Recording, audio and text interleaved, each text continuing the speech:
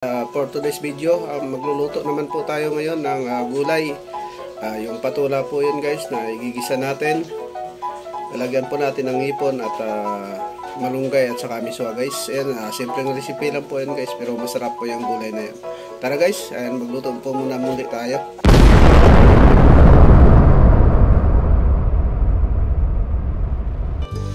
Ito po yung ating patula. Ayan, maliliit lang po yan, 3 piraso. May miswa, bawang, sibuyas, paminta at seasoning po natin. At meron po tayong hipon at madahon po ng malunggay natin. Ayan po sila. Ayan. At mantika at asin po. Ayan po lahat-lahat. So ngayon, ayan nabilian na po natin yung dahon ng malunggay, na-slice na po natin yung patula. Siyempre, binalatan po yan natin. Ayan, tapos na-slice na rin po natin sibuyas, bawang, at malinis na rin po yung hipon natin. Ayan, tinanggalan na po natin ng balbas. At ito na nga po, papainit po tayo ng kaserola para magisa po natin yung dapat natin igisa guys. Ayan, pinapainit ko lang po yan. Ayan, at minimixture lang natin na wala ng tubig sa loob.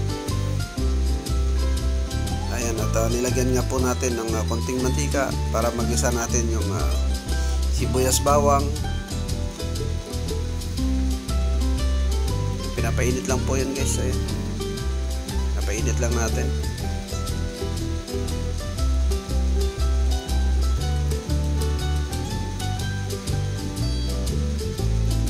Yan po guys, hintay lang po natin ng minute.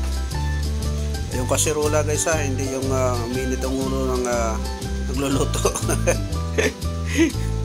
Mahirap na pagka minute ulo ng magluluto. Nakaw, iba lasa nyan.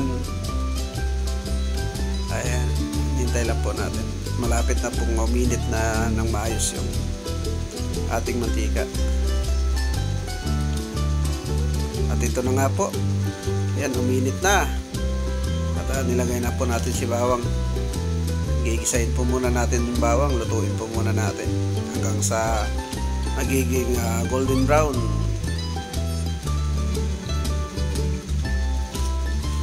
Ayan, kunti lang po yung mantika kasi panggisa lang po yan.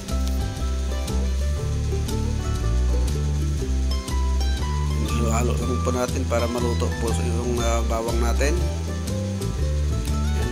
Tuloy-tuloy lang po tayo. At yun nga po, nilagay na natin yung sibuyas. 1 piraso lang po sibuyas yan. Konti lang po, panggisa-gisa lang naman.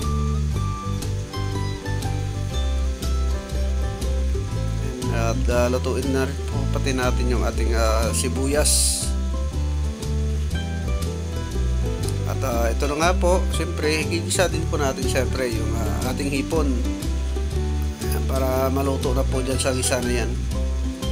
Tayo medyo umusok na dahil kasi yun nga siyempre mainit Ayan, lutuin po muna natin hanggang sa kulay pula po yung ating ating hipon. Luluin lang po natin para pantay po silang maluto. Ayan po.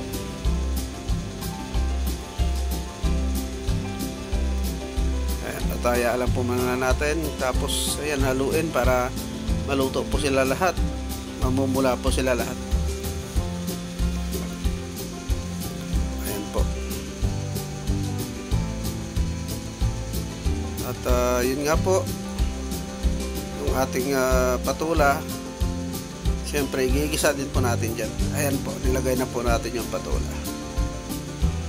Ayan, halo-halo na naman siyempre para maghalo yung hipon at saka patula po natin, para yung amoy po ng patula ay pumango pagka ginisa po yan. Yan, siyempre binabalatan pa nga lang po natin. Mabango na.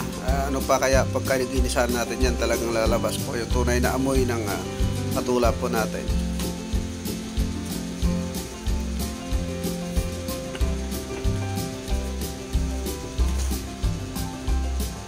Yan po, po.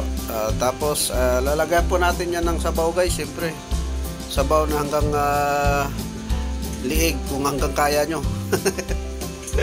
Depende po yan sa inyo guys kung gaano karami yung sabaw ang ilalagay natin. Pero siyempre lutuin muna natin konti yung ating patula. At yan nga po guys, nilagyan na natin ng sa tubig hanggang liig po yan guys. Ayan yung isasabaw natin. Dahil kasi mamaya yan, siyempre sisipsipin po yan ang miswa natin. Magiging malapot yan mamaya. Kaya yung tubig natin hanggang liig po yan. Kung maaari nga punuin natin kaso nga lang aapaw pagka kumulo po yan. At yun nga po, hayaan po muna natin kumulo ilang minuto. Ito nga po, kumulo na po siya. At luto na po yung ating patula. At sigurado yung hipon tiyak na lutong-luto na po yan guys. Ayan o, pulang-pula na yung hipon. At yung patula natin ay talagang luto na. At nilagyan na nga po natin ng seasoning, pampalasa.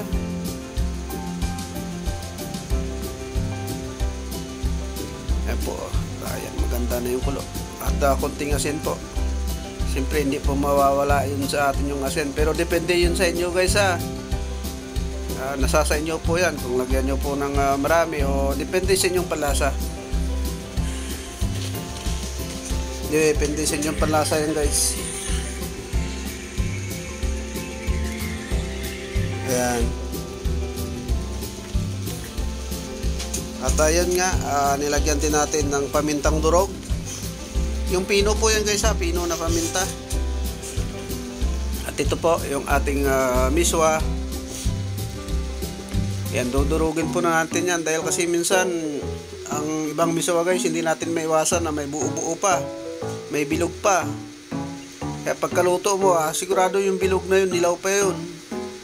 Pagkahain mo akala mo luto na. Kaya yun, dinurog po natin para ayun nga guys, so iwahiwalay na yung miswa natin at haluin po natin yan. Yan po. At pakuluan po natin na lang ng ilang sandali po yan. Malapit na po tayo matapos maluto. Lutuin po muna natin yung miswa. Ayan guys. Tayin po muna natin ilang sandali. At yan nga po guys. Yan, sigurado luto na po yung miswa natin. At yun nga. Sigurado malasa na yan. At pinakauli po nating lalagay ay yung dahon po ng malunggay guys. Ayun, may dahon po tayong malunggay. Haluin lang natin ng konti para maluto yung dahon ng malunggay. At yan nga po guys, yan luto na yung ating menu for today. Ayan, maraming salamat guys. Ayan sa panonood palagi ng aking simpleng pagluluto. Maraming salamat po at mabuhay po tayong lahat. Tara guys, ayan, kainan na.